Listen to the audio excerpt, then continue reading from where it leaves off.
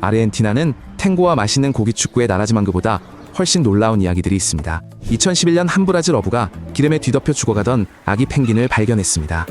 어부는 펭귄을 씻기고 보살펴서 딘딤이라 이름 짓고 바다로 돌려보냈습니다. 하지만 몇 달 뒤 펭귄은 돌아왔습니다.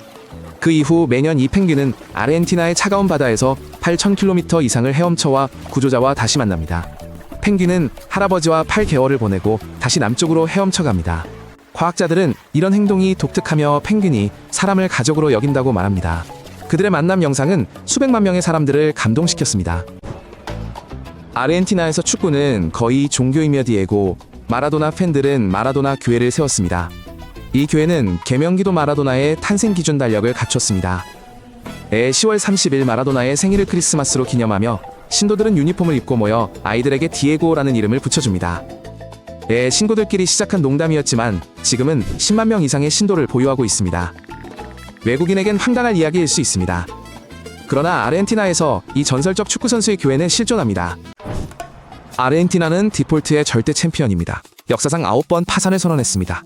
2000년대에 나라는 큰 재앙을 겪었습니다. 인플레이션으로 월급은 일주일 만에 사라졌습니다. 은행은 예금을 동결했습니다. 사람들은 모든 것을 잃었습니다. 국가 통화 가치는 며칠 만에 폭락했습니다. 매번 폭락할 때마다 수백만 아르헨티나인들은 달러를 사서 인생을 다시 시작해야 했습니다. 놀랍게도 모든 천연자원에도 불구하고 나라는 계속해서 빚더미에 빠집니다. 투자자들의 농담에서 아르헨티나는 영원한 위기의 동의어가 되었습니다.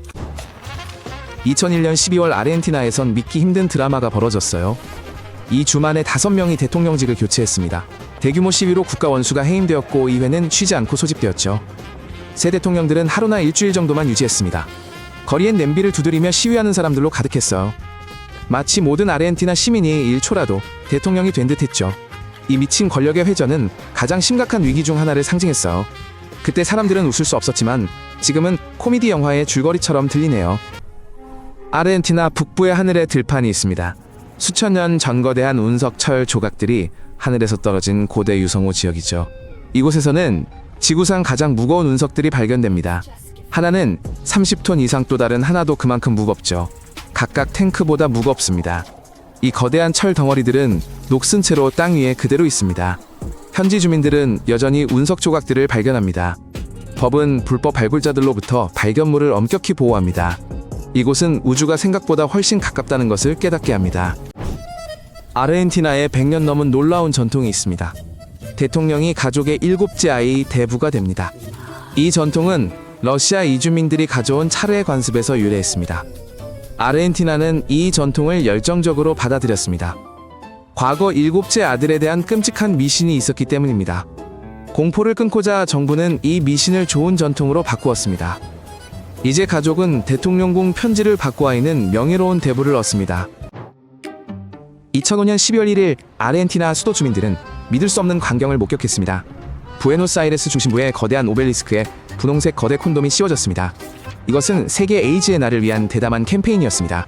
사진들은 몇 시간 만에 전 세계로 퍼져나갔습니다. 당국은 중요한 주제에 대한 관심을 끌기 위해 가장 유명한 기념물을 사용했습니다. 이 캠페인은 뜨거운 논쟁을 불러일으켰습니다. 하지만 수백만 명이 문제에 대해 이야기하게 만들었습니다. 이 사건은 하나의 단순한 이미지가 어떻게 의제를 바꾸는지 보여주는 교과서적인 사례가 되었습니다. 아르헨티나 외과 의사 르네 파발로로는 1960년대 후반 세계의학을 바꿨습니다. 그는 막힌 심장동맥 주위에 환자 다리 혈관으로 혈액 우회로를 만들어 수백만 생명을 구하는 수술을 처음 시행했습니다.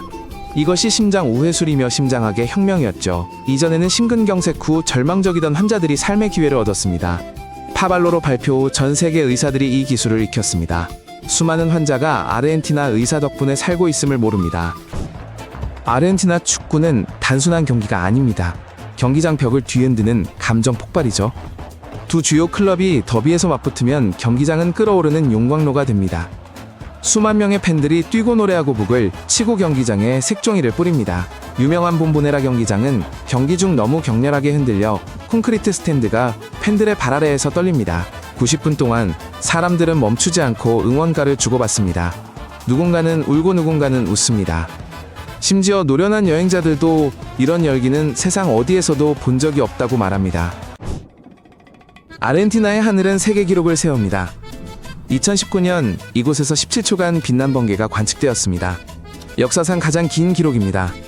1년 전에는 수백 킬로미터에 달하는 번개가 나타났습니다. 보통 번개는 1초도 안 되지만 이곳에서는 자연의 진정한 힘을 보여줍니다. 이런 섬광은 밤을 낮으로 바꿉니다. 폭풍 추적자들은 이 거대한 번개의 희귀 영상을 담으러 옵니다. 이곳이 바로 아르헨티나입니다. 번개조차 모든 기록을 깨는 나라죠. 새로운 것을 알게 되었다면 좋아요를 누르고 구독해주세요. 안녕!